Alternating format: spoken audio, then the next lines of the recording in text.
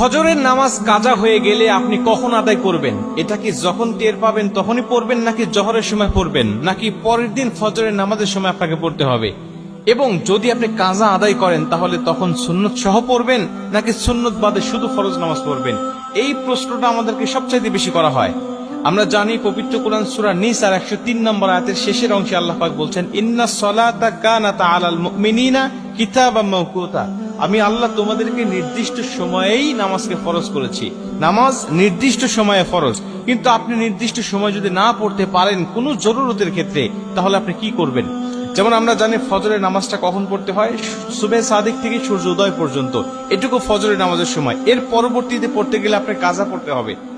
আমরা জানি নবীজি সাল্লাল্লাহু আলাইহি ওয়াসাল্লাম বলেছেন, তিনটা সময়ে নামাজ পড়া আল্লাহ পাক হারাম করে দিয়েছেন। 1 নম্বর সূর্য উদয়ের সময়, 2 নম্বর সূর্য যখন একেবারে ঠিক মাথার উপরে থাকে, হেলে যতক্ষণ না যায়, এবং 3 নম্বর সূর্য অস্ত যাওয়ার সময়।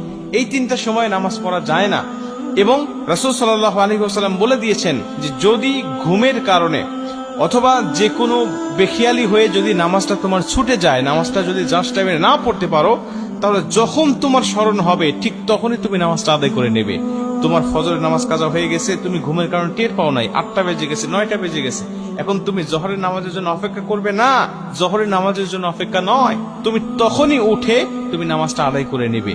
এখন তুমি নামাজটা কিভাবে পড়বে? 2 রাকাত সুন্নত সহ নাকি শুধু ফরজ পড়বে? রাসূল সাল্লাল্লাহু আলাইহি ওয়াসাল্লাম বলেন, ফজরের নামাজের 2 রাকাত সুন্নতের গুরুত্ব কত